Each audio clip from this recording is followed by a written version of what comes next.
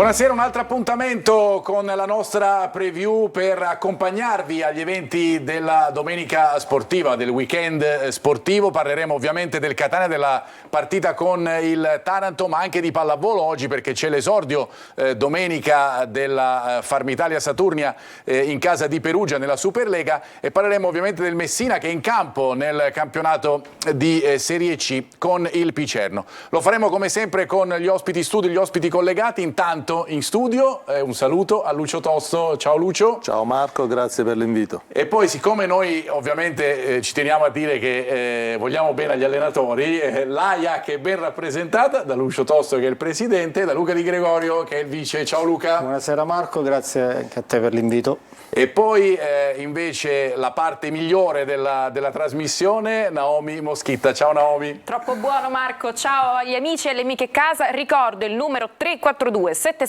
2855 per interagire con noi durante la puntata.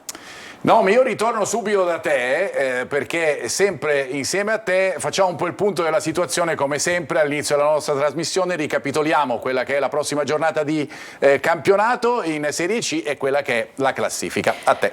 Il prossimo turno inizia con la partita Monopoli Virtus Francavilla, prevista per il 20 ottobre alle 20:45. Cioè sono in campo praticamente. E ancora Picerno Messina, mentre il 21 ottobre alle 18:30 gioca Cerignola Latina, ancora Crotone Foggia, Giuliano Potenza, Sorrento Benevento. Alle 20:45 c'è Turris Juve Stabia, mentre il 22 ottobre alle 14 gioca Brindisi Casertana, alle 16:15 c'è Catania Taranto, alle 18:30 Avellino Monterosi. La classifica invece in questo momento è guidata ancora dalla Juve Stabia a 18 punti, seguita da Latina, Foggia, Benevento a 15 punti, 13 punti per Avellino e Turris, 12 punti per Cerignola e Picerno, Taranto a 11 punti con una partita giocata in meno, 11 punti anche per Virtus Francavilla, 10 punti c'è Crotone e Potenza, 9 punti per il Messina con una partita giocata in meno, una partita giocata in meno anche per il Catania che però è ad 8 punti insieme a Sorrento, Casertana e Giuliano, 7 punti per il Brindisi con una partita in meno, 4 punti per Monopoli, 2 per Monterosi. Questa allora la classifica della Serie C, che certamente non sorride. Lucio, parto da te al Catania, perché l'inizio della stagione non è stato ottimale, se si eccettua appunto delle prestazioni all'inizio e la grande vittoria di Caserta. Chiaramente è una classifica che nessuno si aspettava, in primis i dirigenti, i calciatori, tutti gli addetti ai lavori, ma non fosse altro per la buona campagna acquisti che ha fatto il Catania, perché a mio giudizio ha un organico di tutto rispetto, coperto in tutti i ruoli, quindi questa classifica forse non appartiene al Catania, probabilmente è soltanto l'inizio del campionato, perché è una squadra costruita magari in fretta, tutta ex novo, tutti i giocatori che per la prima volta giocano assieme. Nella prima fase a mio giudizio c'è stato anche forse un po' di sfortuna. È anche vero che in questo momento non è solo la classifica che non sorride al Catania, ma è anche il gioco, no? Quello là, i movimenti che si hanno in campo in questo momento, che non dovrebbero essere quelli che vuole, che ha detto sempre l'allenatore.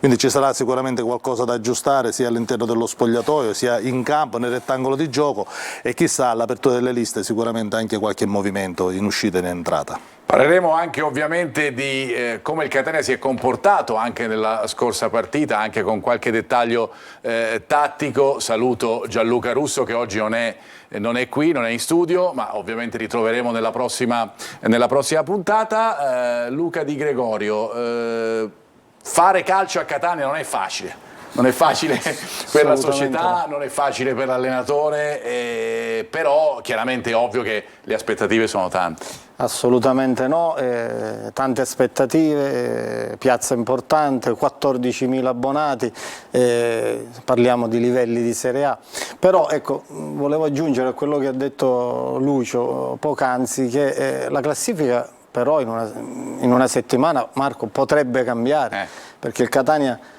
dopo Taranto gioca mercoledì e poi credo che ha il recupero. Esatto. Quindi è confermato facendo il recupero. 2 o 3 vittorie, che le potrebbe fare benissimo, questa classifica può cambiare e l'umore della piazza potrebbe cambiare in una settimana, secondo me.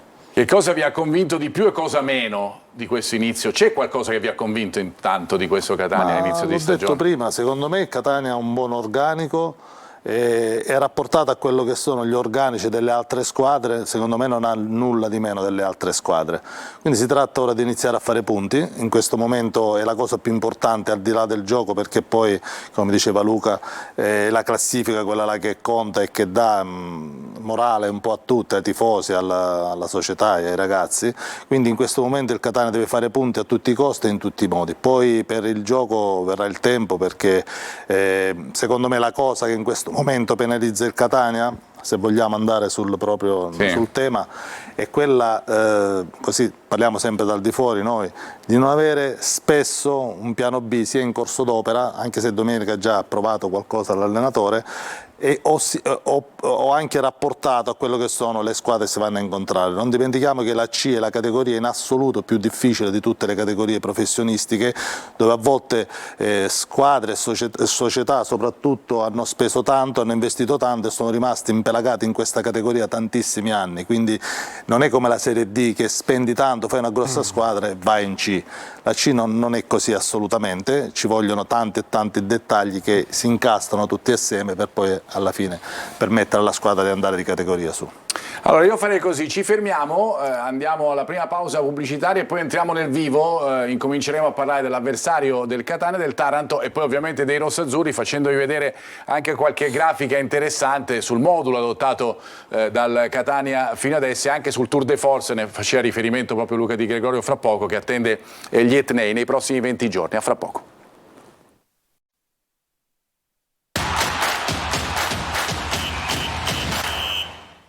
Eccoci qui di nuovo in studio, seconda parte, si entra nel vivo di preview e lo facciamo subito con alcuni messaggi che arrivano dai nostri telespettatori da casa. Naomi, a te. Rendiamo conto un po' del clima che c'è nelle case dei tifosi catanesi. Partendo da questo messaggio, scrivono: l'errore più grande in questo momento sarebbe cambiare allenatore. Ricordiamoci che è una squadra con molti parametri zero, non possono risultare tutti, bisognerebbe criticare anche un po' la società. Ancora, ho la sensazione che questa squadra abbia un blocco, non so se è dovuto all'allenatore o che l'allenatore non riesce a superare. Deludente vedere un attaccante come Di Carmine che non tocca palla per un'intera partita. Inoltre, la Pisarda, quando rientrerà in squadra? Non nascondiamoci dietro un dito, scrivono. Tabiani è solo il capo espiatorio. Abbiamo due attaccanti che non hanno mai fatto chissà che numero in carriera. Questo fa la differenza tra una squadra che vuole vincere il campionato e una che vuole lottare per i playoff, forse tra parentesi.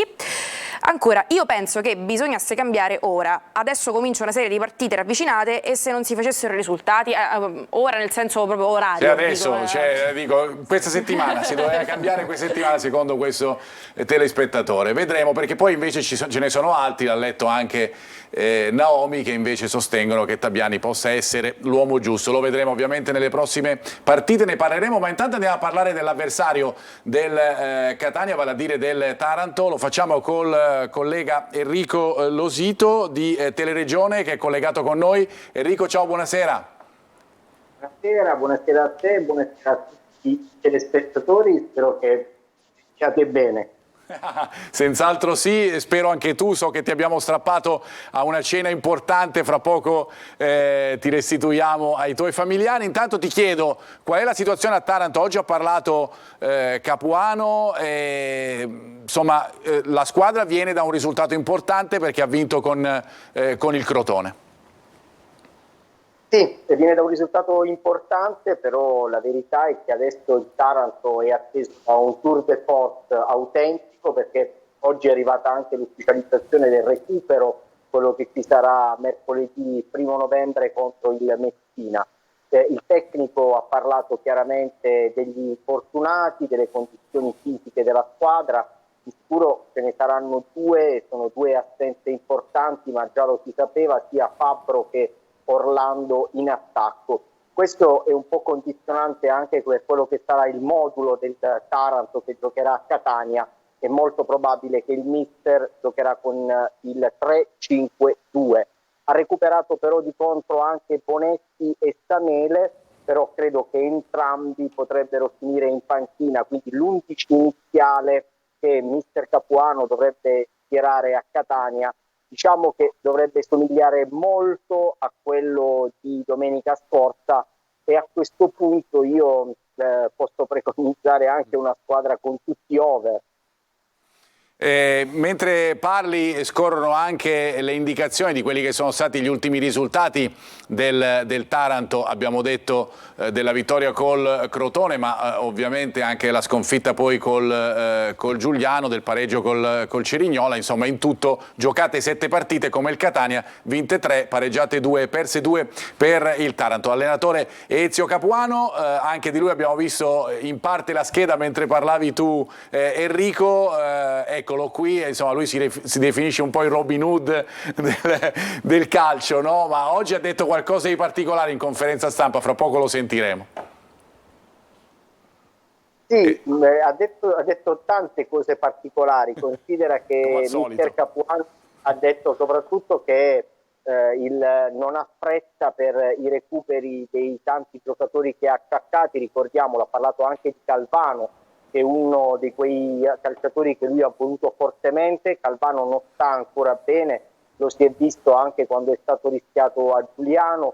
Domenica scorsa Calvano ha giocato molto ma molto bene. Ha parlato anche di Bonetti, ha detto addirittura, ma credo che sia un po' legata alla pretattica, ha detto magari potrei decidere di schierarlo dal primo minuto e spostare Calvano. A quel punto si potrebbe anche ipotizzare un Taranto con degli under, magari con Dai sulla destra e con Enrici dietro, con Dai ovviamente sulla destra a centrocampo al posto di Mastro Monaco, Enrici e Heinz dietro. Però sinceramente ti dico la verità, questa ipotesi al momento la vedo molto ma molto remota, considerando anche che l'altro infortunato, che è Stamiele, chiaramente è uno di quei calciatori che non sta benissimo, che è allenato ad intermittenza in settimana. Ha parlato anche del Catania, ha detto e lo sentiremo fra poco, Enrico, lo sentiremo fra poco proprio sul Catania Capuano. Io intanto ti ringrazio perché ci hai dato le indicazioni precise di quello che sarà il Taranto. Fra poco faremo vedere anche la probabile formazione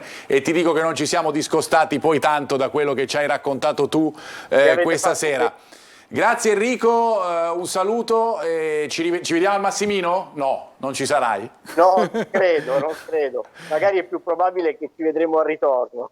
Va bene, ciao Enrico, grazie. Buona trasmissione, buona serata. Grazie dunque a Enrico Losito che ci ha dato un po' il punto di quello che è il Taranto, di quello che ci attende, poi lo torneremo proprio sulla squadra avversaria. Volevo tornare invece su qualche domanda che hanno fatto i telespettatori. Ha un blocco questa squadra? Qualcuno ha detto è una squadra con un blocco, è così? Ma i fatti dicono questo, non si sta esprimendo per quello che si aspetta l'allenatore, che ci aspettiamo tutti.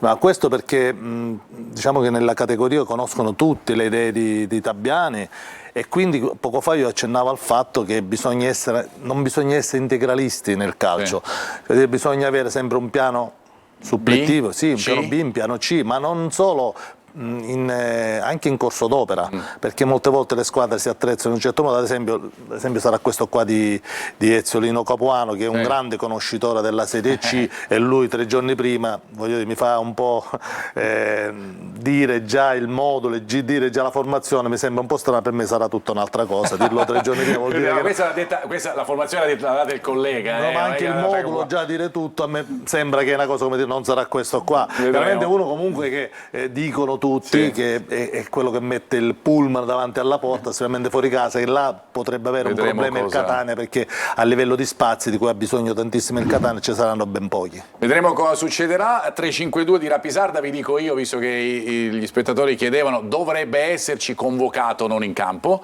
Vedremo, potrebbe essere fra i giocatori che Tabbiani porterà con sé, ma difficilmente scenderà in campo nella partita con il Taranto. Luca, Tabbiani è capro espiatorio? Qualcuno ha detto dei tifosi? Per ora sì, però ecco, non la vedo così nera, almeno in questo momento. Ci sono 3 partite in una settimana.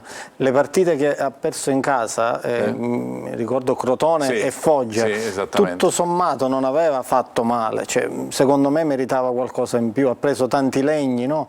Quindi se il tiro di Chiricò fosse entrato sullo 0-0 col Foggia, qua staremmo a parlare parlare probabilmente di altro, quindi io darei ancora fiducia, darei ancora un po' di tempo, ecco, è cambiata la categoria, è cambiata mezza squadra, quindi ecco, secondo me questa settimana sarà importantissima per il futuro. Sarà importante. Intanto andiamo a sentire Capuano, l'avevamo anticipato prima, cosa ha detto del Catania e di un'attenzione particolare che magari potrebbe riservare il Taranto a Chirico. Sentiamolo.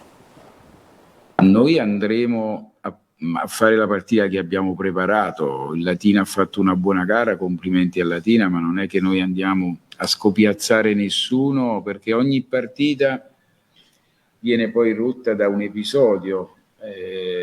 Io penso che domenica saranno fondamentali i dettagli. Penso che sia riduttivo proprio per il Catania, per il valore degli altri giocatori, dire che il Catania sia Chirico dipendente. Sicuramente Chirico è un giocatore importantissimo, se gli dai metri, c'ha strappo, c'ha calcio, c'ha visione periferica, c'ha tutto quello che un giocatore non c'entra nulla con la categoria.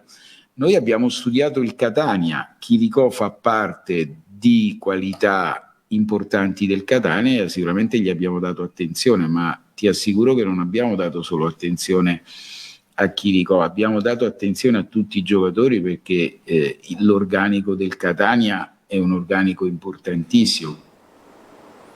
Queste dunque le parole di Ezzolino Capuano, dette oggi in conferenza stampa, mentre invece lo ricordiamo che Tabiani parlerà domani alle 12:30 al Massimino per la rituale conferenza stampa pre-gara. Siamo collegati adesso con un grande nostro amico che insomma abbiamo collegato spesso con noi e mi fa veramente piacere. Poi insomma quando si parla di Taranto non si può ritornare con la memoria a voi, alla vostra squadra di cui tu eri un grandissimo esponente capitano. Beppe Baronchelli, ciao. Ciao, grazie dell'invito, buonasera a tutti.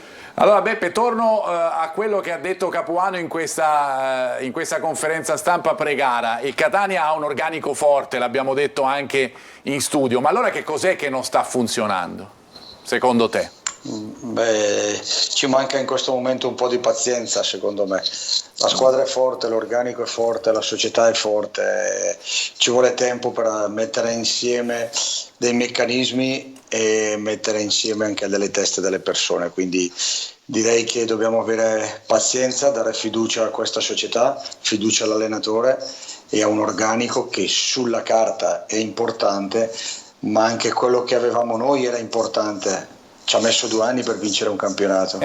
Stiamo vedendo le immagini della partita di Castellammare di Stabia del Catania, fra un po' vedremo anche le immagini del passato, della storia che col Taranto ci riporta insomma alla memoria tanti bei ricordi in casa Catania. Beppe, ecco qua, ad esempio qui arriva proprio il gol di Fini con la rete del Rossazzurro che appunto valse poi dopo il pareggio di Taranto la promozione. Per arrivare a quel gruppo, lo stavi spiegando Beppe poco fa, per arrivare a fare un gruppo di quel tipo c'è bisogno di tempo, c'è bisogno che l'allenatore inculchi la mentalità giusta, c'è bisogno che la società si faccia sentire.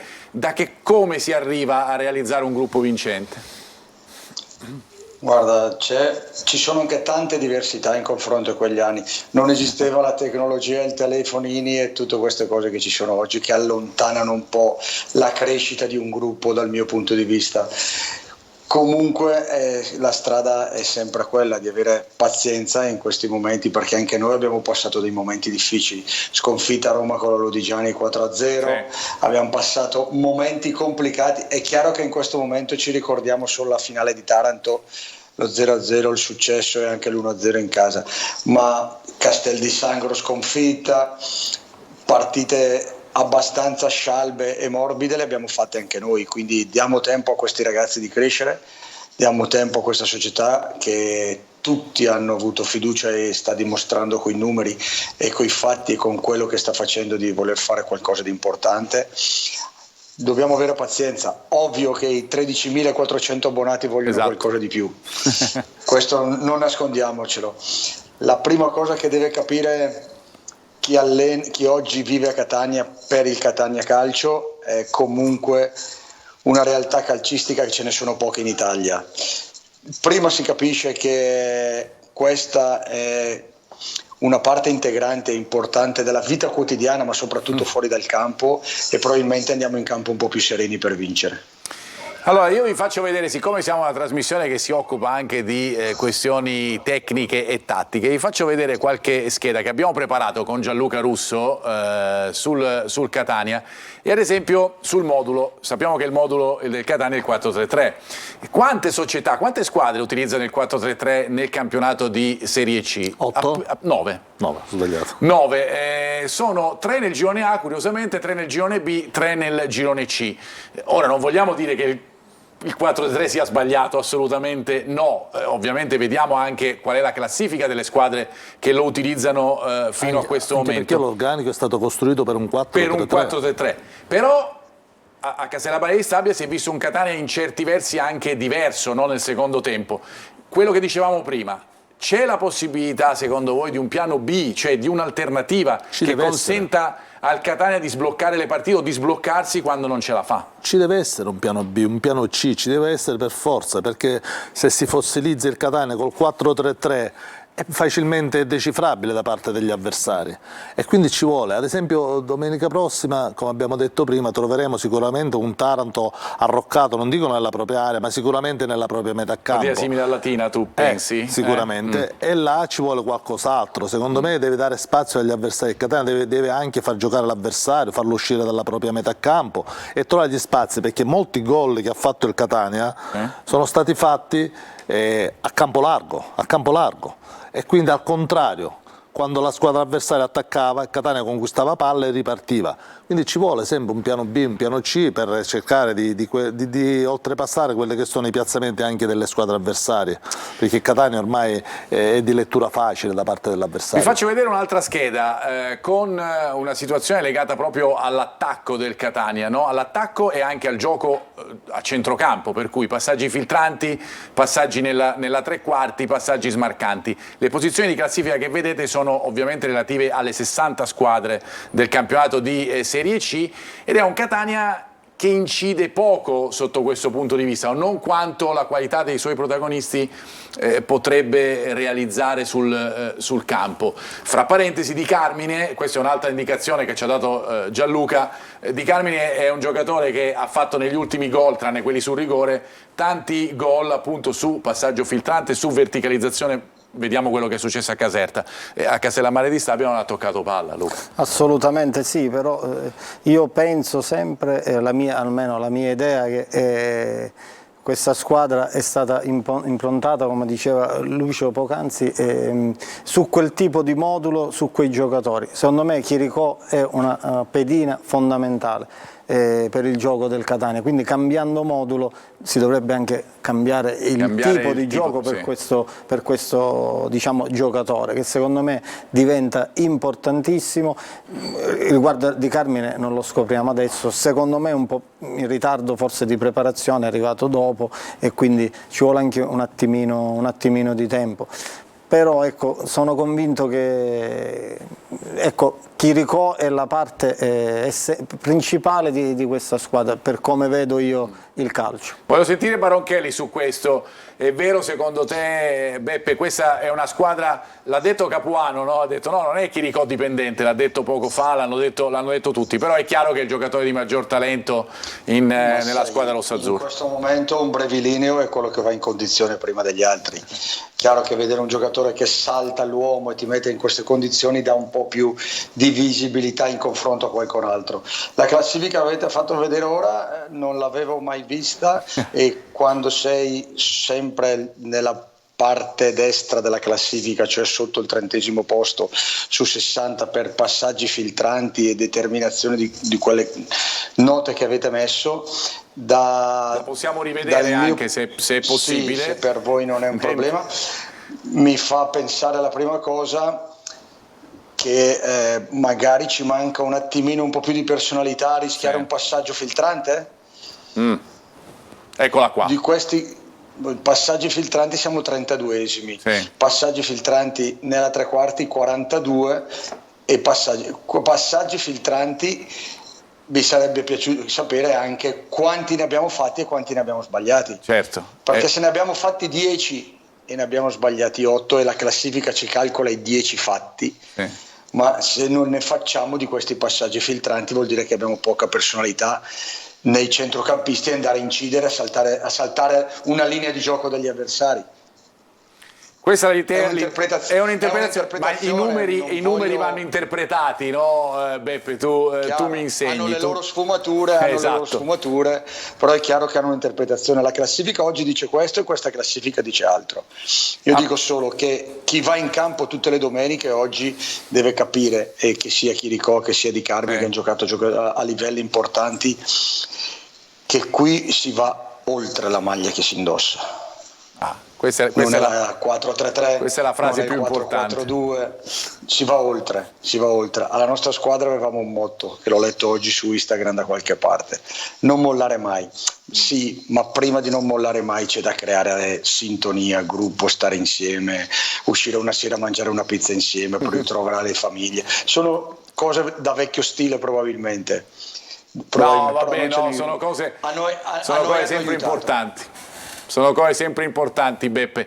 Così come è importante per noi sentire un po' gli umori, come abbiamo fatto fino ad ora, di chi ci ascolta, di chi ci segue, anche sui social. Naomi, torno da te. Esatto, perché per alleggerire un po' il clima teso che in questo momento avvolge il Catania, ci pensano i tifosi con i loro meme. C'è questa pagina, tra l'altro, seguita anche da Chirico, insomma da Chiarella, da tanti giocatori. Stiamo sghizzando, sottolineiamo, ironia, c'è scritto anche nella bio della pagina. Volevo farvi leggere questo meme perché in qualche modo illustra quando passi da queste ricerche su Google, quindi l'anno scorso, Palomma City. Dicene qualcuna, perché magari... Angelo Patanè, Mister Ferraro, Highlights Catania Santa Maria Cilento, Canicattì Catania, Patteno i Cavalli.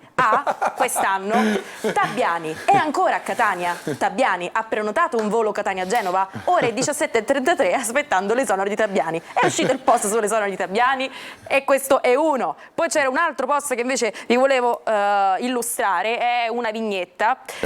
Quando vai a letto e il tuo cervello comincia a rimurginare: e se quest'anno non salissimo? E tu rispondi: vabbè, è un progetto biennale. E se non salissimo l'anno prossimo? Faccia. E spegni la luce.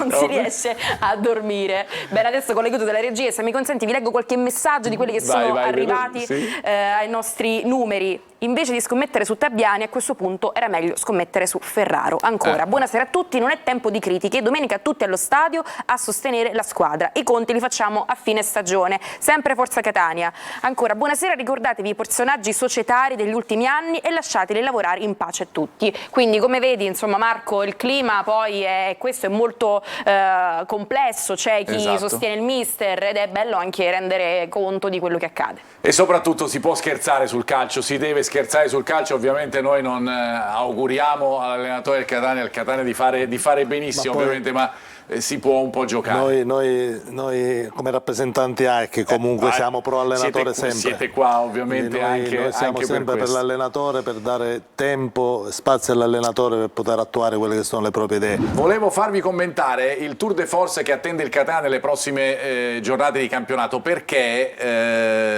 oggi è diventato ufficiale, insomma, il programma orario delle partite fino a Natale. Allora è stato più facile andare a disegnare questo tour de force dandovi anche gli orari di alcune partite, proprio quelle di novembre, che ad esempio ancora non erano state segnalate. Potenza-Catania si gioca domenica 5 novembre alle 14, Cerignola-Catania domenica 12 novembre alle 18:30. In mezzo ci sarà la partita con il Picerno di Coppa Italia, che sarà probabilmente l'8, ancora non è stato definito, ma comunque sono 7 partite dal 22 ottobre al 12 novembre, praticamente in 21 giorni il Catania gioca 7 partite. Lo farà anche il Taranto, di cui in casa fondamentalmente la Coppa Italia, quella col Taranto e quella con l'Avellino. Sono importanti i recuperi di alcuni giocatori, perché in questo momento ci sarà, in questo tour de force ci sarà, diciamo, bisogno di tanti giocatori, quindi Chiarella, Rizzo, Rapisarda, quindi sono dei rientri importanti, perché non penso che si possa contare sempre sugli stessi giocatori, ma ci sarà bisogno di un grande turnover. Volevo sentire anche il commento di Beppe Baronchelli su questo tour de force che attende il Catania, perché insomma è un ritmo quasi da coppe europee, praticamente si gioca ogni 3 giorni. Guarda, vista dal punto di vista dell'allenatore della squadra, direi ben vengano. Abbiamo più possibilità di vedere altre cose, vedere altri giocatori, far giocare un po' più la squadra, far crescere magari un po' anche l'aspetto fisico e l'aspetto mentale, un po' più di abitudine a giocare insieme. Vediamo il lato positivo di tutte queste cose, queste partite. Più si gioca, più si crea l'atmosfera, più c'è la possibilità di far bene, e se dovessi avere un inciampo in queste 7 partite, c'è subito dopo 3 giorni la possibilità di ripetersi e di fare un'altra buona prestazione, e quindi ben vengano queste 7 partite. Per me può essere una svolta positiva, anche perché la società proprio in queste partite, non nelle 7 magari, ma sicuramente nelle prime di queste 7, nelle prime 3-4 di queste 7, farà insomma un esame un po' di tutto quello che sta succedendo. Beppe, prima di lasciarti ti faccio vedere delle immagini, perché insomma tu lo ricorderai certamente anche il Cibalino, ma vediamo sia il Cibalino che delle immagini che ci arrivano da alcuni nostri telespettatori. Eccolo qui, il nuovo Cibalino. Diciamo, queste sono immagini di oggi praticamente, che ci manda Benedetto Litrico, il nostro ascoltatore, che ci manda queste belle immagini con il prato del Cibalino, e questo invece è l'inizio del nuovo tabellone che entrerà in funzione fra qualche partita, però insomma si sta montando la struttura, e dunque vi facciamo vedere i progressi di alcune cose del Massimino che sono certamente importanti. Luca? Assolutamente, questo è uno stadio importante, una città importante, e il Cibalino lo ricordo da piccolo, quando appunto giocavo anch'io nelle giovanili del Catania, quindi rivederlo verde è veramente bello. Tutto questo, permettimi di dire, Marco, lo associamo al fatto che il Catania con l'Avellino giocherà per la prima volta su Rai 2, quindi la nostra città, la nostra squadra è ancora più evidenziata, no? a livello nazionale, veramente importante. Questa è una notizia, la commentavamo prima, che fa piacere sicuramente a tutti. Allora, Beppe, che effetto ti fa vedere insomma parte dello stadio che conosci bene? In 3 anni il Cibalino l'ho sempre visto marrone. Per cui... è già vederlo così. Però è un segnale tra il tabellone, il Cibalino, il centro sportivo e il campo. È un segnale che la società è presente, che la società sta attenta ai particolari. Negli ultimi 50 anni, dopo Massimino, abbiamo avuto una società così, abbiamo avuto questa credibilità in giro che stiamo avendo. Teniamoci stretto a questa proprietà, facciamoli crescere, facciamoli sbagliare per crescere. Logico. Perché se non sbagliano nemmeno loro si sentiranno onnipotenti, e quando cadranno ci faranno male. Mi auguro che sbaglino il meno possibile, per l'amor di Dio, però la crescita anche di una società nuova, di un presidente che fa questo ruolo in una città così importante per la prima volta. È vero. Non è così facile, diamo anche queste sfumature dal punto di vista. Però io ogni volta che guardo un'immagine e vedo qualcosa di Catania, vedo qualcosa di nuovo. Hanno fatto anche questo, è stato fatto anche questo, stati attenti a questo particolare. Con l'appoggio del comune ovviamente anche importante. Ovviamente che il comune ha dato una grossa mano anche questo, ma ha capito la proprietà, e quindi insieme stanno cercando di trovare una simbiosi che possa servire al futuro del Catania. La squadra femminile, il settore giovanile, attenti a portare Ciccio alla prima squadra femminile, Orazio Russo al settore giovanile che conosce. Sono tutte piccole sfumature, vuol dire attenzione ai particolari che alla lunga sono quelli che fanno la differenza. Beppe, io ti ringrazio sempre della tua partecipazione, ci ritroviamo perché lo so che sei un amico nostro, oltre che ovviamente un grande tifoso, un grande appassionato del Catania. Grazie ancora Beppe Baronchelli, ciao! Un grosso in bocca al lupo a tutti e forza Catania! Allora, noi torniamo invece in studio perché vi voglio far vedere invece delle statistiche a confronto delle due squadre, perché fra poco andremo anche ad analizzare qualche taglio legato proprio a ciò che ha fatto il Catania nelle partite precedenti, e questo è un po' quello che ci aspetta domenica, no? Con il possesso palla, ad esempio, che vede il Catania nettamente avanti rispetto al Taranto. possesso palla per qualcuno o in certe partite che forse è stato anche un po' sterile, ma sicuramente c'è. I tiri totali fatti in cui il Catania è sicuramente avanti rispetto al Taranto. Le due squadre si equivalgono nelle palle perse, ne hanno fatte poche, tutto sommato entrambe, e poi invece nei passaggi totali il Catania è avanti rispetto al Taranto, insomma una squadra che, come diceva Lucio, insomma, nei numeri è assolutamente superiore il Catania al Taranto su tutto. E fa capire, forse anche questi numeri fanno capire anche che partita ci possiamo aspettare. Guardate il PPDI against, che è la pressione che riservano, quelli sono i passaggi concessi, no? Nella ripartenza delle squadre, nella partenza dal basso, al Catania quasi 11, al Taranto 8, per cui siamo in una situazione in cui il quadro della partita mi sembra abbastanza chiaro, no? C'è molto chiaro, c'è netta differenza, il Catania è superiore in tutti, secondo me, anche nelle individualità, quindi ecco, poi Marco, dalla mia esperienza, l'esperienza di Lucio, è come inizia la partita, esatto, beccare il momento giusto, l'episodio giusto. Il Catania non c'è paragone col Taranto, però deve essere la giornata giusta, l'episodio, il pizzico di fortuna. Speriamo che il Catania le avrà, perché lo merita per quello che ha fatto. Altri dati contrastanti sono: il Catania, se non sbaglio, ha la seconda miglior difesa del campionato, che è rapportata alla classifica del Catania. Non è l'attacco invece. No, invece l'attacco completamente opposto. Quindi sono dati contrastanti che ti fanno capire poco di quello che è finora l'andamento del Catania. Vediamo se riusciamo a capire un po' di più andando a dare uno sguardo appunto alle clip che vi facciamo vedere di che cosa è successo, insomma, che cosa ha evidenziato proprio anche il nostro Gianluca Russo della partita con la Juve Stabia. Ad esempio, nella prima clip si vede l'inserimento di Zanellato che va al tiro dopo una bella giocata sulla catena di sinistra fra Marsura e Mazzotta, con il tiro di Zanellato, per cui insomma è un buon gioco che libera la mezzala, è un dato che può essere sfruttato anche nella partita. La catena di sinistra è tutta là, nell'area esatto, della Juve Stabia, esatto. Ma questo è significativo, perché comunque le due catene di destra e sinistra hanno lavorato bene. Il problema è la conclusione. Il problema è la conclusione. Andiamo a vedere la successiva, con invece la palla che passa da sinistra a destra del fronte d'attacco. In questo caso guardiamo l'esterno basso di destra, in questo caso è Castellini, che non si propone, insomma nel momento in cui vengono formate le coppie l'esterno deve andare dentro, deve avere un pochettino più coraggio, no? C'era spazio, c'era molto spazio e rimaneva solo. Castellini questa prerogativa ce l'ha di meno. Ce l'ha di meno rispetto ad altri esterni. Non c'ha quella mentalità, ecco. Abbiamo parlato di Chiricò. Catania dipendente, Chiricò dipendente, mi stavo intorcinando, Catania Chiricò dipendente, non Chiricò dipendente, ma vediamo questa azione perché certe volte insiste un po' troppo con la soluzione personale. Guardate qua quante linee di passaggio ci sono per provare a servire qualche compagno, qualche inserimento.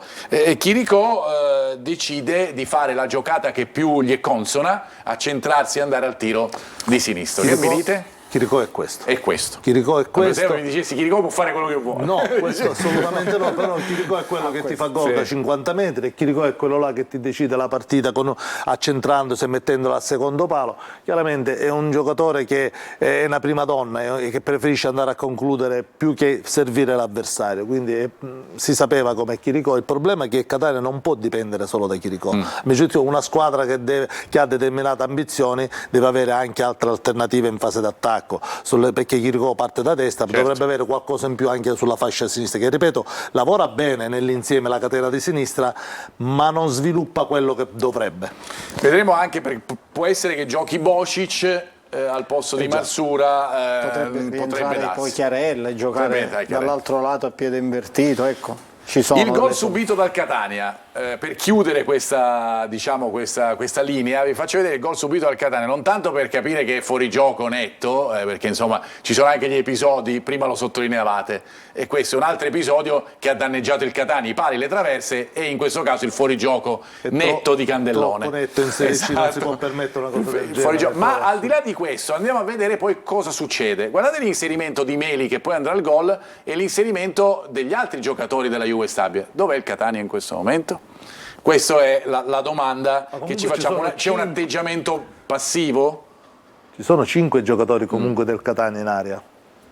Sì, però quei 2 sono soli. Troppo schiacciati, forse rimangono soli i 2 Cioè, attaccanti. guarda qui, Candellone sì, ha la possibilità di servire quei 2 che Però sono completamente al soli. momento del fuorigioco il Catania si ferma, perché ha fatto il fuorigioco, quindi perde l'attimo, perdono l'attimo i giocatori e quelli vanno. Ma è troppo netto quel fuorigioco, non può non fischiare in questa categoria. Questo è sicuramente vero. Va bene, ci fermiamo, fra poco torniamo per fare una parentesi sul Messina, perché vediamo come sta andando la partita che si sta giocando con il Picerno, e poi torneremo a parlare anche del Catania e del suo avversario, del Taranto. A fra poco.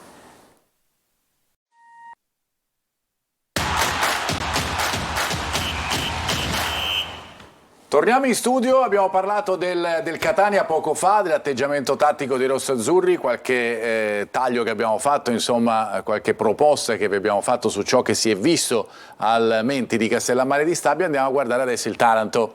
Ne abbiamo parlato all'inizio con il collega Losito, il collega giornalista Losito, ne abbiamo parlato con le parole di Capuano. Andiamo a vedere un po' come si comporta la linea del Taranto. Non è questa, questa è un'azione del Catania, di Rizzo che insomma riporta il fuorigioco, si chiama il fuorigioco e poi sta fermo, ma andiamo sul Taranto per vedere come si comporta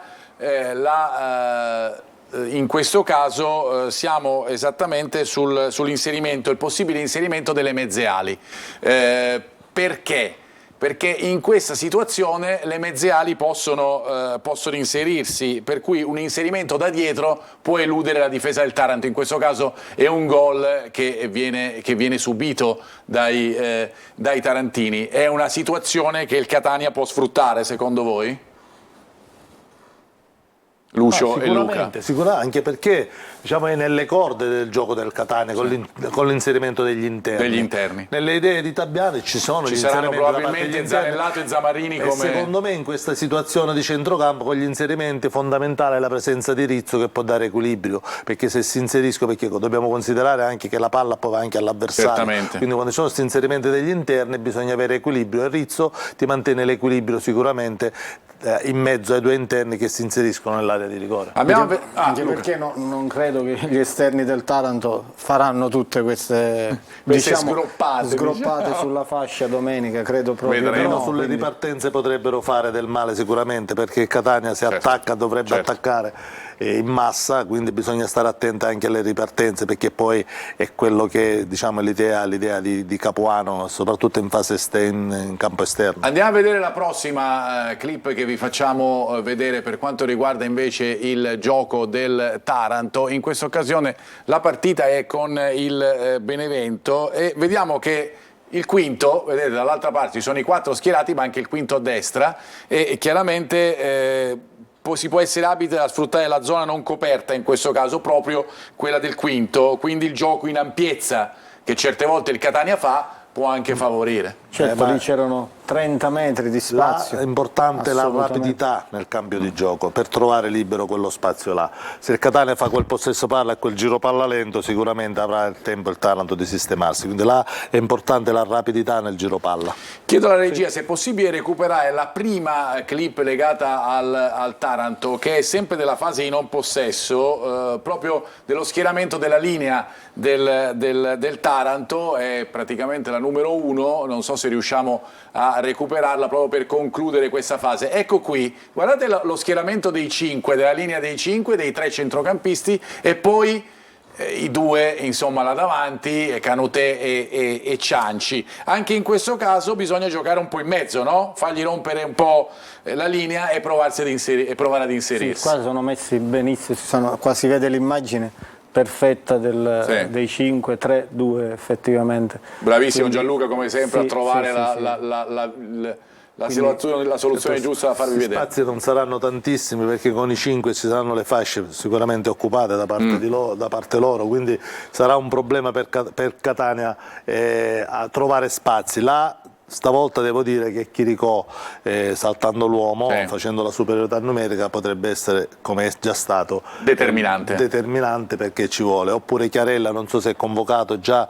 Dovrebbe esserlo, ma non dovrebbe giocare. È un po' la situazione di Rapisarda. No, però in corso d'opera Chiarella, certo. a mezz'ora dalla fine, 20 minuti dalla fine, potrebbe anche... Non lo so, non credo che ci sia questa possibilità già con il Taranto, però insomma vedremo che cosa succederà. Ci vuole quella tipologia di giocatore, quella che tipologia di salta l'uomo e ti mette in condizione. Ovviamente se gioca Bocci già all'inizio ci sarà Marsura in panchina. Ultima clip per quanto riguarda il Taranto, invece la fase di possesso con l'attacco che è spesso rapido, no? Andremo a vederla fra poco con il gioco fra Cianci e Canutè, con un giocatore che va a contrasto e un altro che invece va ad attaccare lo spazio profondo. 5-3-1-1, chiaramente sarà sempre in verticale. Poi il Canutè è velocissimo, insomma, questa è classica spizzicata. Il problema è quello che questi spazi li troveranno, questi spazi, perché Catania sarà costretto ad attaccare e bisogna stare attenti. Quando parlo di Rizzo è fondamentale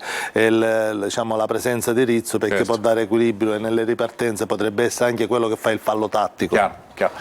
Voglio capire se siamo già collegati con Francesco Triolo, eccolo qua, lo vedo. Uno sfondo eccezionale che riprende il tema. Hai visto, mamma mia, il tema della nostra trasmissione. Ciccio, come sta andando la partita del Messina? Cosa ci racconti? Ma sta andando che è finito il primo tempo, naturalmente, a quest'ora.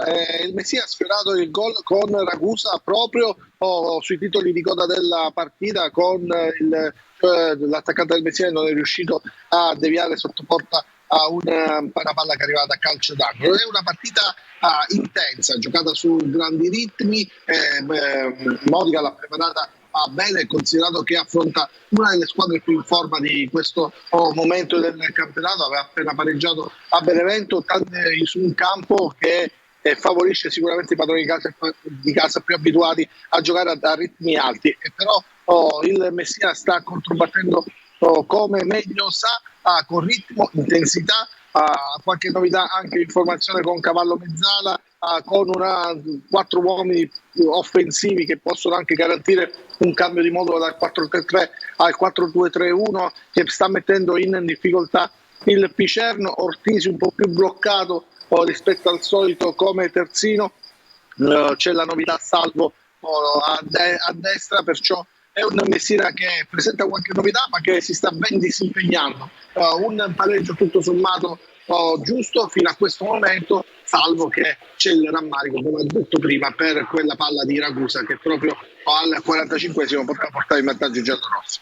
0-0 dunque il parziale. Ci ritroviamo, Ciccio, alla fine della nostra trasmissione, così ci dai un po' il parziale pressappoco al quarto d'ora della ripresa fra il Picerno e il Messina. A fra poco. Ciao Ciccio Triolo. Allora, io invece adesso andrei da Naomi, perché mi dice che ci sono tanti messaggi e dunque vado subito da lei. Tantissimi messaggi ci seguono da tutta la Sicilia e ci seguono anche i nostri amici e amiche palermitani. Infatti scrivono: buonasera da Palermo, vi aspettiamo sperando un derby in Serie A. Spero che lo legga, l'abbiamo letto, caro Giuseppe da Palermo, ma a rispondere a Giuseppe ci pensa Angelo da Del Vedo Mestiere anche dei Teneo. complimenti a te che non hai letto, ma vabbè, li abbiamo grazie. A rispondere ci pensa Angelo da Tre Mestieri Teneo al messaggio di prima, perché scrive: cerchiamo di essere realisti, quest'anno il Catania non è attrezzato per fare il salto di categoria, quindi astuiamoli umussu, come direbbero Bergamo. Sarà un anno transitorio, inutile dare la colpa all'allenatore. Ancora, sono fiducioso e ottimista, a dispetto di tanti disfattisti, vedi sopra. Un saluto a Lucio Tosto, che ho conosciuto tramite mio figlio quando giocavano insieme ad Aci Sant'Antonio, tanti anni or sono. Forza Catania, Orazio da Riposto. Ti saluta Orazio da Riposto. Ricambio. Ancora, Rapisarda, Chiarella, Lorenzini, perché questi non giocano? Mandare via Giovinco è stato forse un errore, scrive Nino. Vabbè, sono tutti infortunati. Vabbè, Rapisarda e Chiarella sono stati infortunati praticamente fino all'ultimo momento. Lorenzini, è vero, nelle rotazioni in difesa è entrato solo ed esclusivamente nella partita di Coppa Italia. Va detto però che Lorenzini paga il fatto di aver avuto una lunga squalifica a inizio del campionato, e dunque di non essere potuto comunque scendere in campo. si trova davanti una Coppa coppia di tutto rispetto. Di Curado Silvestri, una coppia certamente di tutto rispetto. Grazie Naomi. Allora vi faccio vedere un po', siamo quasi in chiusura di questa terza parte, la top 11 del campionato che prepariamo sempre in questo caso con il 4-2-3-1. Per farvi vedere un po' quelli che sono gli interpreti migliori. Vi ricordo che nella top 11 che stiliamo non è un'interpretazione ma è frutto di dati statistici e ci sono insomma giocatori importanti, a parte Thiam che abbiamo purtroppo imparato a conoscere ulteriormente nella partita del Menti, c'è Cum che sta facendo molto bene, c'è l'altro Stabiese Bacchini, poi c'è Carillo, poi c'è Giron del Crotone, c'è un solo del Catania che è Chiricò, ne abbiamo parlato tantissimo. In questo caso abbiamo scelto questo modulo, il 4-2-3-1, per schierare questi che sono in questo momento fra i migliori interpreti del girone. Assolutamente, quello che abbiamo detto sul giocatore rosso-azzurro vuol dire che è così, fino a questo momento è così. È indicativo che ce ne sia uno solo del Catania. Però. Ecco, e infatti vi volevo fare ragionare anche su questo. È indicativo che ce ne sia uno solo, qualche volta ce ne sono di più, indubbiamente, Secondo poi magari me, dipende anche dal modulo scelto. Quaini meritava di stare in questa top 11. Quaini meritava di stare in questa top 11. Secondo me sì. Però ovviamente, ripeto, non è che li scegliamo noi, certo, vengono fuori da dati, da percentuali, da statistiche. È indicativo sul rendimento del Catania, chiaro, che ce ne sia uno solo. Chiaro, anche perché insomma io ricordo che subito dopo la partita di Caserta noi abbiamo proposto la top 11 e di giocatori del Catania ce n'erano 2 o 3, sicuramente c'era anche di Carmine, ricordo, perché si veniva da quella partita in cui la top 11 è il riflesso di quello che è il rendimento. Il riflesso di quello che è il rendimento, ovviamente poi le giornate aumentano e chiaramente c'è un rendimento un po' più complessivo. Andiamo a dare più da vicino invece la situazione legata all'arbitro che giocherà ai noi no, Eugenio Scarpa di Collegno, sarà l'arbitro della partita non fra Juve, Stabia e Catania ovviamente, ma fra Catania e Taranto, con Ferdinando Pizzoni di Frattamaggiore e l'altro l'assistente che avete letto. Le probabili formazioni, partiamo da quella del Catania, ricordando un po' tutto quello che abbiamo detto in questa fase della trasmissione, vale a dire ricordiamo che non c'è Silvestri, questa l'abbiamo ipotizzata, questa è una nostra ipotesi di formazione, con ovviamente ricordiamo che domani c'è la rifinitura, lo diciamo sempre, noi andiamo in onda praticamente 2 giorni prima della partita, per cui le cose possono anche un po' cambiare. Rivediamo la grafica con Quaini, lo ricordiamo che potrebbe agire in difesa proprio perché manca Silvestri, che è squalificato dopo il doppio giallo di Castellammare di Stabia, e poi dunque cosa potrebbe succedere? Che Rizzo andrebbe a centrocampo, o Rizzo o Ladinetti. Le due mezzali dovrebbero essere Zammarini e Zanellato, non c'è scelta perché Rocca non c'è e Deli neppure, per cui insomma la situazione dovrebbe essere questa. Abbiamo scelto Bois e non Castellini, ma anche lì c'è un ballottaggio, Chiricò e Di Carmine, e poi Bocic 55% e 45% con Marsura. Mi trova pienamente d'accordo su tutto, soprattutto sull'inserimento di Rizzo, perché ripeto è una partita dove il Catania potrebbe lasciare ampi spazi e quindi Rizzo potrebbe essere, diciamo, potrebbe attuare la copertura giusta agli inserimenti da parte degli interni, quindi Rizzo è fondamentale per gli equilibri in fase di non possesso che potrebbe avere il Catania. Sì, dovrebbe essere questa, secondo me non si discosterà da quella di domenica, forse Castellini e Marsura come dicevi tu, i ballottaggi, ma siamo lì, ecco, dovrebbe essere questa la formazione. Andiamo a vedere quella del Taranto, ce lo diceva il collega Losito, la squadra potrebbe essere la stessa e noi così l'abbiamo disegnata, una squadra over, fra virgolette, per cui con i giocatori che hanno vinto la partita con il Crotone, per cui De Santis, Antonini e Riggio davanti a Vannucchi, e poi Mastro Monaco e Panico i due esterni, Zonta, Calvano e Romano, e poi Cianci e Canutè. Ricordiamo che però c'è Bonetti che è rientrato, potrebbe andare anche al centro spostando Calvano sulla mezzala, non ci sono molte alternative davanti a Canutè e Cianci perché Samele non c'è, e poi c'è Ferrara che è un po' in dubbio, per cui potrebbe essere che il giocatore sicuramente verrà valutato, l'ha detto anche Capuano nelle prossime ore. Ora, al di là degli uomini, però penso che il Catania, l'abbiamo detto all'inizio della trasmissione, dovrebbe avere un piano B. Secondo me si può contrapporre molto bene il 4-2 contro il 3-5-2 o il 5-3-2, 5-3-1-1. Il 4-2-3-1 con un uomo dove si potrebbe creare lo spazio, un uomo sarebbe la sottopunta vicino a Di Carbine. Là si potrebbe trovare dello spazio e sarebbe importante variare qualcosa in corso d'opera, chiaramente se la partita non si dovesse sbloccare. Chiaramente questa può essere un'intenzione. Esatto, è un'alternativa. Ultimo giro per quanto riguarda il Catania da Naomi, se ci sono altri messaggi e poi andiamo a chiudere questa parte. Ci sono anche degli spunti quasi poetici, perché scrivono: calma e gesso, con Marsura e Zanellato riapriremo il campionato. Sempre Forza Catania, Marcello da Mascalucia. Ciao Marcello e complimenti per la tua rima. Ancora, io non capisco perché il sostituto di Di Carmine non è De Luca. Per me per De Luca parla il suo curriculum, mica è l'ultimo arrivato, ma nonostante questo ha fatto qualche misera apparizione. Sempre a proposito di De Luca, scrivono: ha giocato in Serie A e in Serie B con Atalanta, Bari, eccetera, e non viene preso in considerazione quanto vorrebbe, mentre gente meno valida di lui gioca molto, ma molto di più. Per quanto riguarda domenica, c'è chi scrive: per non sbagliare domenica me ne sto a casa, Vileno non me ne voglio pigliare, via Tabbiani. È lecito, per carità. Ancora, cosa pensate che possa essere cambiato nella mentalità e nel gioco di Tabbiani in una sola settimana? Oppure vedremo sempre lo stesso gioco inconcludente visti i risultati? Scrive Giuseppe, e quindi chiederei la risposta ai nostri ospiti studio. Cosa pensate che possa essere cambiato? E poi chiudiamo. Cosa può essere cambiato? Sicuramente una settimana in più, secondo me i meccanismi di questa squadra potrebbero migliorare sicuramente. Anche la condizione fisica, anche l'inserimento di qualche elemento come Bocic che recupera dall'infortunio. No, ritorna dopo la squalifica, le due giornate di squalifica. Dopo la squalifica, quindi sicuramente. E poi c'è da dire che i giocatori stessi a livello mentale sanno che è una partita importante e devono dare non il 100% ma il 200%. Perché quanto pesa questo, Luca? D'accordissimo, è la mentalità, la voglia di fare domenica, al di là del modulo dei giocatori, sanno che è una partita importante, che si è, diciamo, tutti in quella partita in discussione, e quindi la mentalità, ecco, si entra in campo col piglio giusto.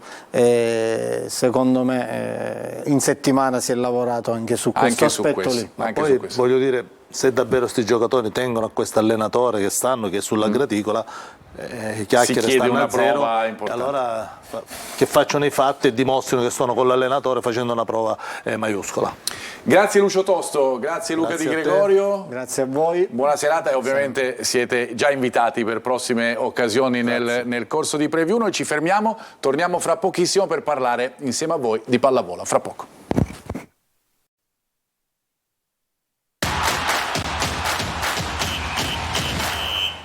Eccoci qui, ultima parte della nostra preview con Santi Orduna, che è il palleggiatore nonché il capitano della Saturnia Farm Italia Catania, che si appresta ad iniziare la Superlega. Ciao Santi. Buonasera ragazzi, è un piacere essere qui. È un piacere per noi averti, perché poi fra parentesi tu sei italiano praticamente acquisito, perché è da 16 anni, no? Che sei qui. Questa sarà la mia 16ª stagione di fila in Italia. Quindi è bello, è anche emozionante giocare tanti anni qua in Italia. Anche perché tu, insomma, poi, come si dice, si fanno i giri immensi e poi ritornano, certi amori non finiscono, eccetera, eccetera. Tu sei partito da Catania e sei ritornato qua. Sono partito da Catania, ho fatto tutto il giro dell'Italia e poi sono tornato a Catania. E poi sei tornato a Catania per tentare di dare il tuo contributo ad una stagione che è sicuramente avvincente, perché lo ricordiamo, insomma, qui arriveranno i migliori giocatori del mondo, cioè voi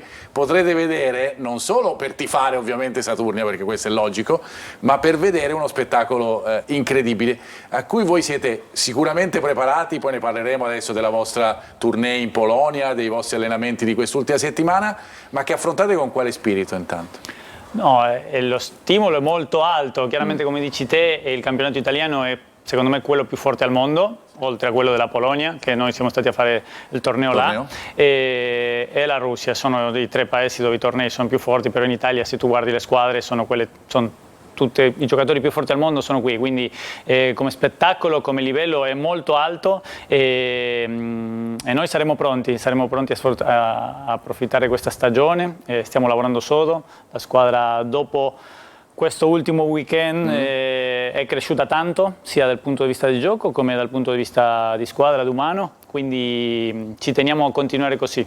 C'è Masulovic di nuovo a disposizione, fra parentesi, che è un innesto importantissimo che magari è mancato in una fase della preparazione anche perché era impegnato con la sua nazionale, ovviamente anche per dare il senso di quella che è la forza di questa squadra. Siamo anche fortunati di avere un giocatore come lui che quest'anno ha avuto tanta esperienza a livello internazionale, è quello che ci serve, perché adesso bene o male con questo campionato, le Olimpiadi, la qualificazione e tutto quanto, tutte le squadre sono che i giocatori sono arrivati una settimana prima dell'inizio, ok, ci è mancato, però siamo contenti che lui abbia giocato al massimo livello. Queste sono le immagini del torneo del quadrangolare che avete vinto dominando, perché così è, insomma, in Polonia andando a vincere 3-0 e 3-0 se non vado errato, no? Sia la semifinale che la finale. Sì, assolutamente, ma sembra dal 3-0 che è stato semplice, scontato, ma invece abbiamo dovuto sudare perché si guarda anche i parziali, abbiamo vinto sempre ai vantaggi 25-23, 26-24. Però questo dimostra... Questo dimostra qualcosa che magari c'era mancata e non vedevamo in questo mese e siamo arrivati a questo torneo dove anche ai vantaggi nei momenti importanti la squadra ha tenuto botta e siamo, devo dire, siamo contenti perché arrivavamo in un punto un po' in difficoltà che ci trovavamo e invece questo per noi, per l'autostima. Sì, per l'autostima, bravissimo. Si per vede. L'autostima della squadra e anche personale di ognuno è stato molto, molto positivo, siamo contenti del risultato. Senti, il cambio in panchina, noi ne abbiamo parlato, abbiamo fatto anche svariati pezzi nei nostri telegiornali, nelle nostre trasmissioni sportive, da Cantor a Cesar, che tu conosci bene, fra parentesi, ma particolare, no? Perché è avvenuto ovviamente poco prima dell'inizio del campionato. Sì, sicuramente è una decisione presa dalla società, sicuramente non da giustificare, ma loro hanno sentito, hanno creduto che era la direzione da prendere, per magari delle cose che avevamo visto in questo mese e noi ci adattiamo. È un po' sorpresiva. Sorpresiva? Sorprendente? Va bene, non ti preoccupare. No, sorprendente no, come dire, che c'è un po' sconvolto, nel senso che è particolare, è particolare, però rispettabile, perché qua diciamo, siamo venuti per vincere, per fare la nostra stagione, il nostro obiettivo è la salvezza e se si crede che una cosa non vada nel modo giusto... Per di più voi siete tanti che a Vibo l'anno scorso avete fatto benissimo, l'allenatore compreso, ma anche tu, Cavaccini, Buchegger, Tondo, insomma tutta gente che ha fatto bene nella stagione scorsa. Ricordiamo che avete dominato nel campionato di A2. Sì, a Cesar lo conosciamo molto bene, abbiamo fatto un anno con lui dove anche lì a Vibo Valentia era una super squadra fatta per vincere, però anche lì non è scontato che vinci, poi devi mettere in campo, tu sai com'è lo sport, e quindi anche lì sembra che è andato tutto bene, tutto facile, però abbiamo dovuto sudare e lottare. Mai è facile nello sport. È quello che ci dobbiamo portare qua per iniziare la stagione, che noi dobbiamo sudare, lottare e mettercela tutta, e penso che anche Cesar dal punto di vista suo possa dire la sua e darci una mano da questo punto di vista, e credo che la settimana scorsa, insieme agli allenamenti che ha fatto mentre lui non c'era con Beppe, Mauro e il suo arrivo, hanno dato subito una impronta nella squadra che la squadra subito ha fatto un click e è riuscita a dimostrare in campo in Polonia un bel gioco e un atteggiamento che avevamo bisogno. Senti, hai detto non c'è niente di facile nello sport, ci attacchiamo perché insomma avete il primo avversario di questa Superlega che è appena detentore del campionato del mondo per club, vale a dire Perugia, insomma non è facile, però immagino che ci sia anche tantissima voglia di capire, di misurarsi in tal senso. Assolutamente, noi ci stiamo preparando per questo, è un mese e mezzo che stiamo allenando con 30-40 gradi, da 40 gradi da 30 ancora che stiamo sudando tanto. Com'è che li chiamano Devil Block, mi pare? Sì, Block Devils. Block Devils, per cui i diavoli del muro fondamentalmente. E quindi vogliamo affrontare questa sfida anche per misurarci, ma anche perché quest'anno tutte quelle che arrivano con un titolo, chi ha vinto la Supercoppa, chi ha vinto la Coppa Italia, che sono tutte squadre diverse, le prime 5-6 sono fortissime, le altre bisogna giocarsela con tutte, però niente scontato nello sport. Ovviamente. La Via di Perugia, squadra fatta per vincere tutto, è uscita ai quarti l'anno scorso con Milano, la prima contro l'ottava, e non aveva mai perso una partita in tutta la stagione.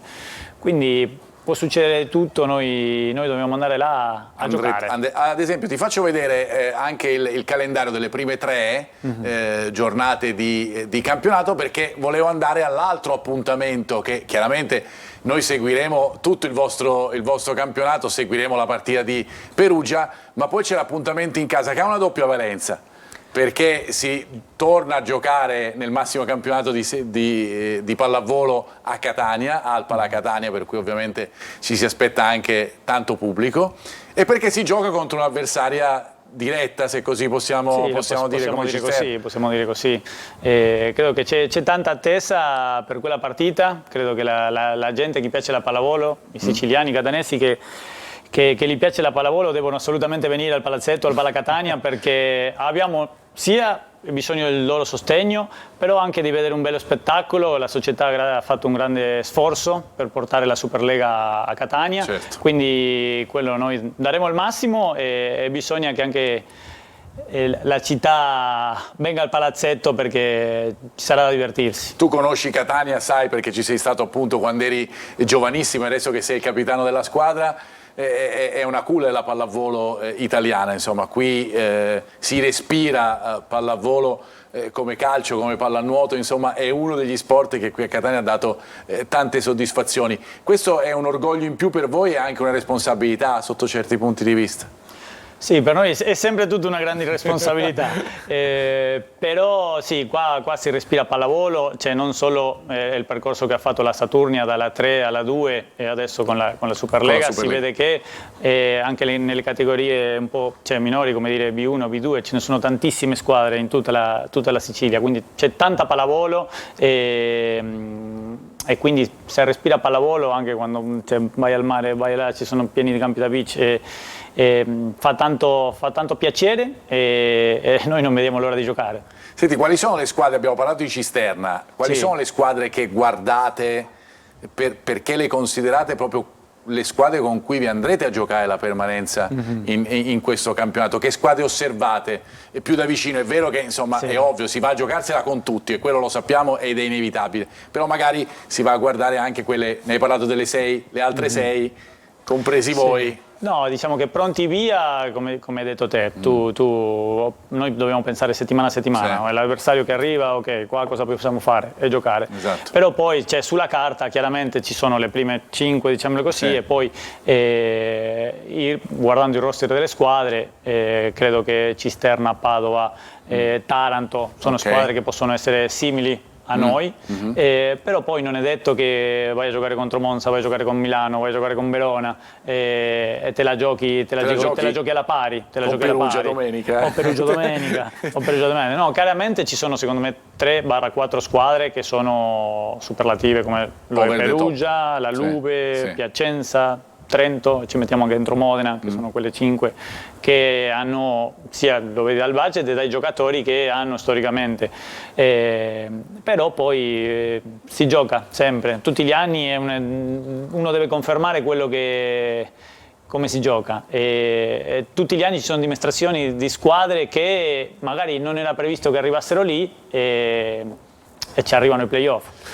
Il nostro primo obiettivo è la salvezza e giocare tutte le partite, quindi da lì in poi punteremo un po' più in alto. Io ne ringraziai l'addetto stampa della Saturnia, Mariangela Di Stefano, la collega che ti ha accompagnato anche qui, che insomma stiamo stressando in questo periodo di inizio stagione. Ti chiedo, ti chiedo anche noi in campo, lei fuori, dai. Esatto, l'ultima, il tuo sogno per questa stagione. Che cosa ti farebbe dire, lo so, la salvezza è scontato, però che cosa ti farebbe dire questa è stata una grande stagione? Oltre a quello che hai detto te, secondo me riuscire a, non so se sogno, però come obiettivo riuscire a trasmettere in campo e poter coinvolgere che noi giocatori potessimo coinvolgere alla gente che viene al palazzetto, in quello che noi stiamo dando o in quello che noi... C'è una grande soddisfazione per il giocatore, non solo ai risultati sportivi, secondo me anche poter trasmettere qualcosa ai compagni, all'allenatore o a chi ci guarda sugli spalti, quindi secondo me o anche a mio figlio che sarà lì a bordo campo e questa è la cosa più bella. Assolutamente. Santi, io ti ringrazio, non si dice niente in questi casi perché insomma, però ovviamente siamo tutti con voi, ecco, questo è fuori di dubbio. Grazie Santi Orduna. Grazie a voi dell'invito ragazzi, vi aspettiamo tutti al Palacatania contro Cisterna e ci vediamo alla prossima, dai. Va bene, ti aspettiamo ancora qui nei nostri studi. Io saluto la nostra Naomi. Ciao Naomi, una buona serata anche a te, grazie sempre. E vi ricordo anche gli appuntamenti con lo sport su Telecolor. Prima di farlo però mi collego con Ciccio Triolo per sapere un po' le ultime sul Messina nella partita contro il Picerno. Sì, che è impegnato il Messina a Picerno 0-0 quando sono trascorsi poco più di 11 minuti del corso della ripresa. Il Picerno sembra essere partito un po' meglio nei secondi 45 minuti, però risultato finale bloccato sullo 0-0. Grazie a te Marco. Grazie Francesco, anche a te una buona serata a voi. Vi dicevo gli appuntamenti di Telecolor, la partita contro il Taranto con la nostra diretta stadio, le 3 ore live fino alle interviste post gara e poi Corner che questa settimana avrà 2 appuntamenti, uno il lunedì e uno il giovedì dopo l'infrasettimanale del Catania contro il Monterosi. Con preview ci rivediamo invece alla prossima, ciao!